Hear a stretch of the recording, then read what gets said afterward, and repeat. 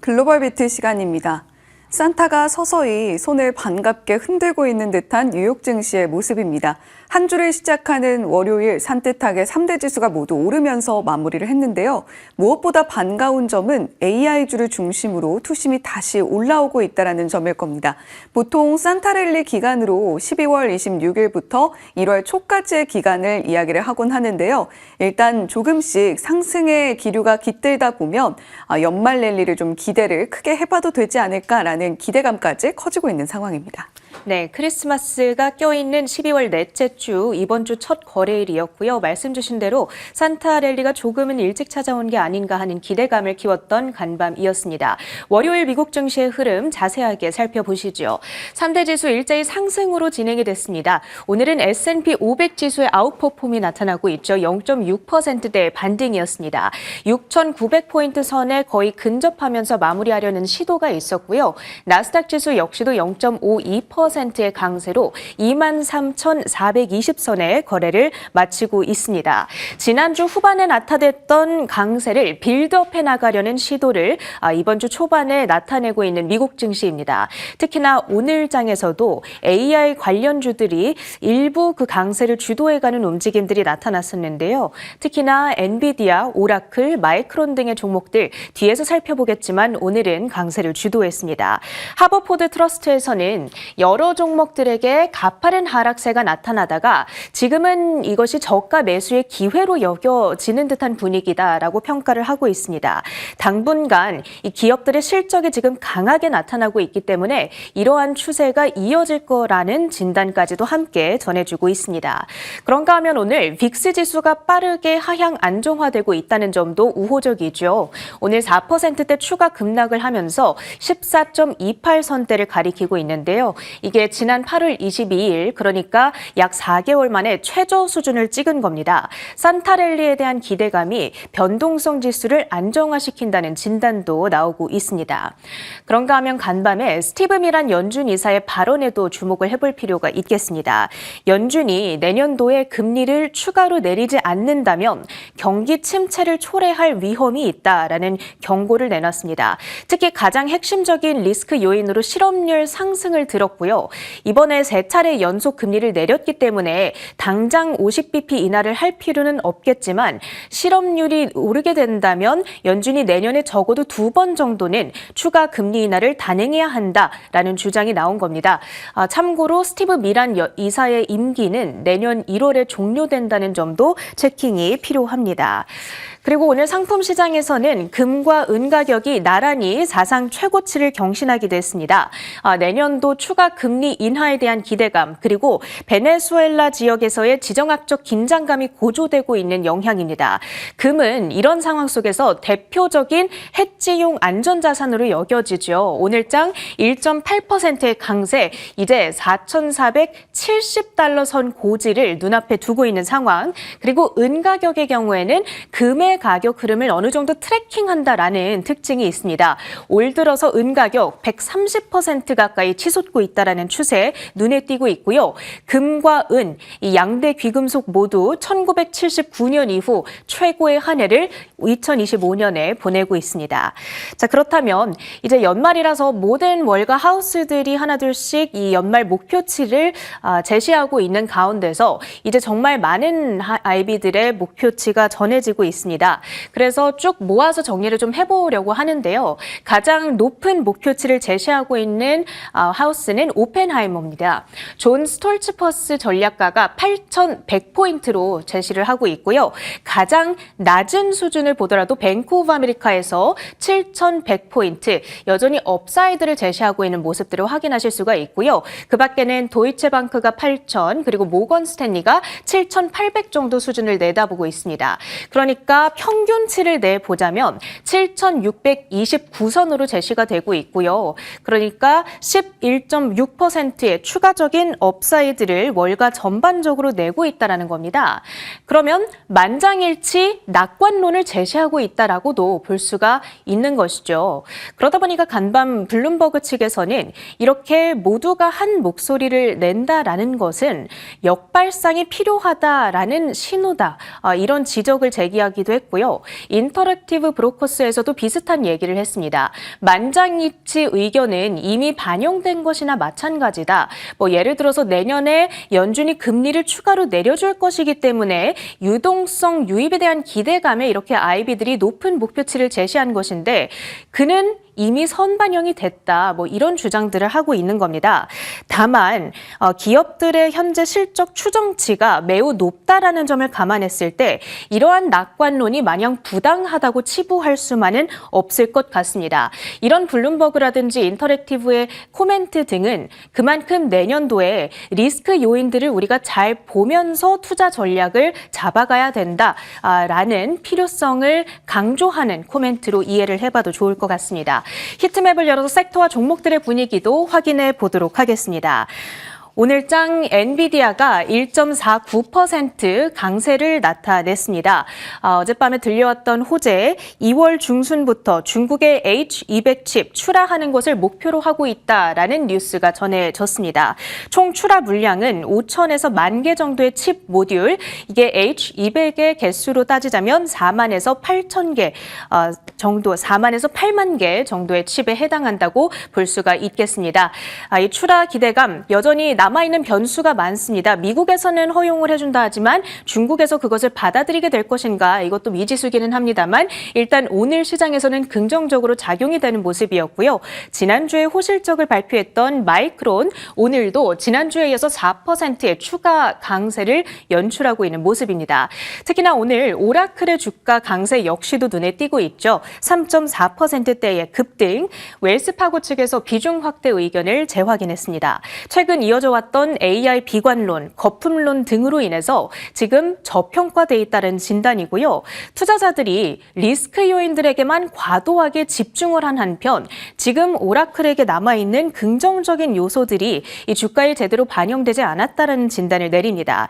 이번에 틱톡의 미국 사업권을 획득하고 그리고 AI 분야의 성장 잠재력 등을 긍정적인 요소들로 제시를 하고 있고요.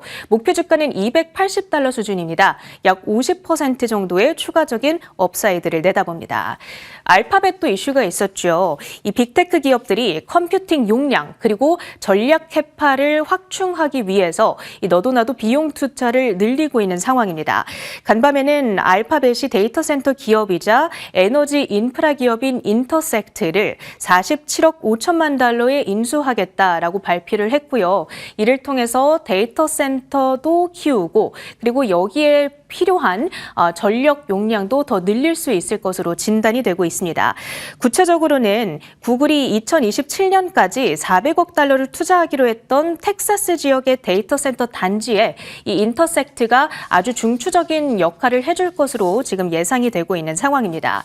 그렇다면 이런 투자 지출에 대한 이야기가 나온 김에 현재 하이퍼스케일러들의 캐펙스 추정치가 어떻게 진행되고 있는가 이 부분을 살펴보도록 하겠습니다. 자, 보시면 이쪽에 규모가 나와 있는 거고요. 단위는 빌리언입니다. 그러니까 1,000억, 2,000억, 3,000억 이런 식으로 올라가고 있는 거고요. 2020년까지만 하더라도 이 하이퍼스케일러들 여기 아래에 나와 있는 총 5개의 대기업들의 캐펙스 규모입니다. 1,000억 달러 정도 수준에 머물러 있는 모습을 우리가 확인할 수가 있었는데 2025년에 AI 인프라 투자가 늘어나게 되면서 그 규모가 4,000억 달러로 무려 4배가량 늘어나게 됐습니다.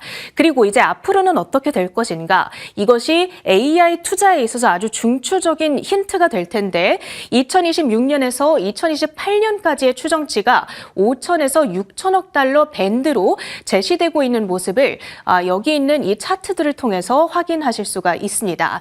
그러니까 2024년 이후로는 이 기울기가 급격하게 가팔라지고 있는 모습을 우리가 확인할 수가 있는 거고요. 이는 즉 투자 강도의 구조적인 상향을 나타내고 있다. 그리고 이러한 지출이 당분간 끝날 기미가 보이지 않는다라는 힌트를 얻을 수가 있는 겁니다.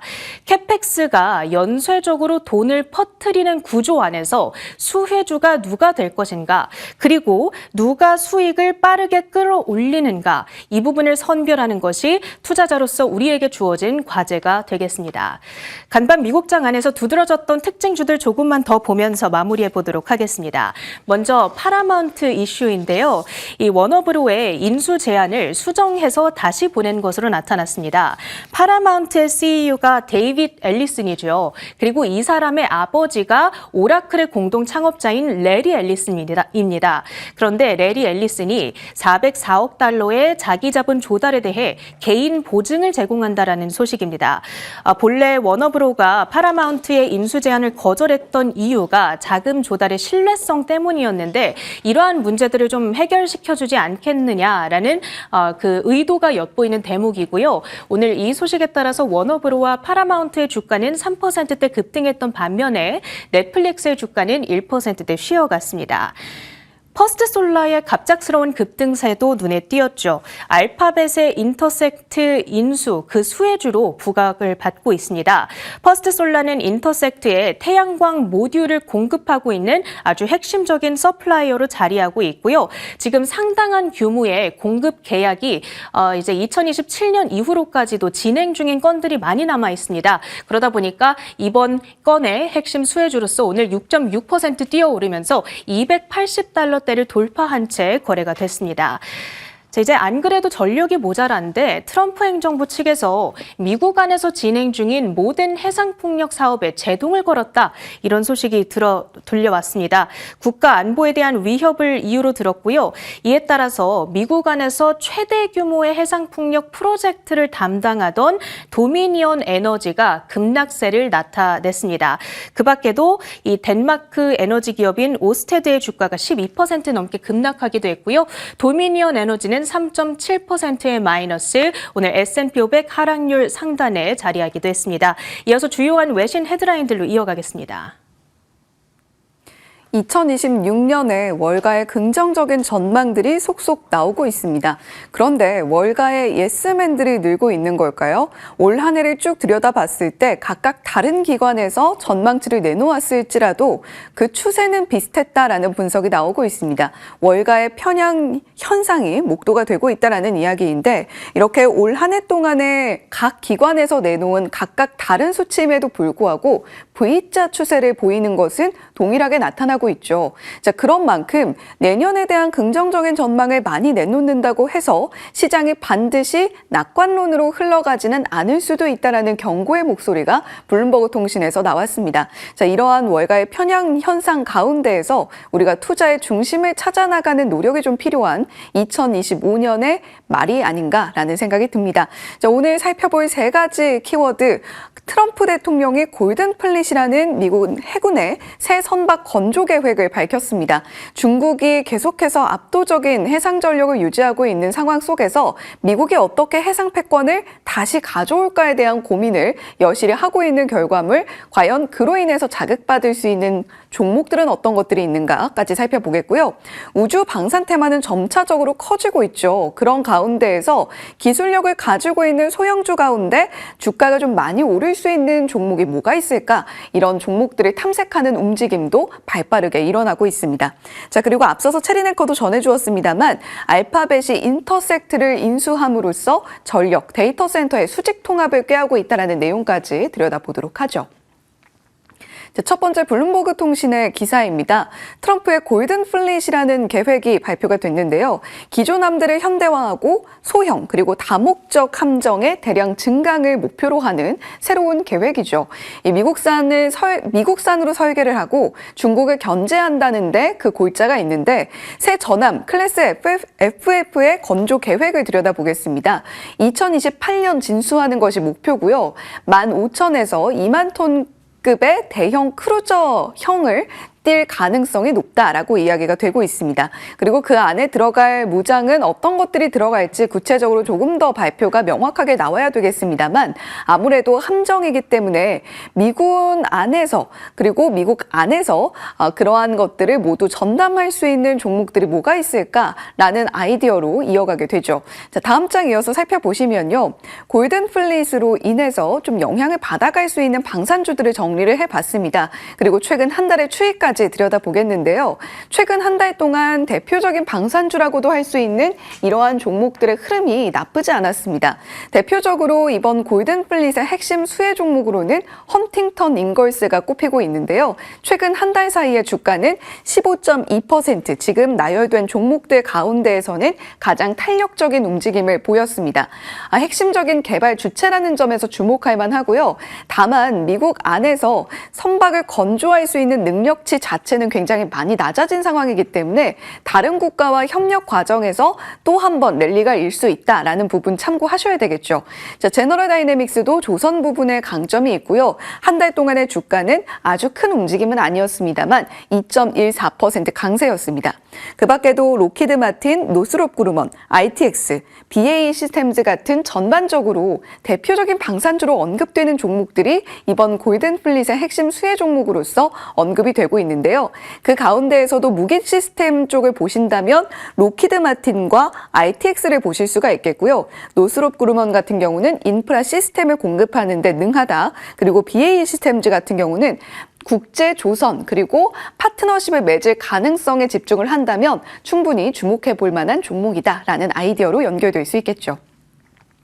자, 두 번째 헤드라인입니다.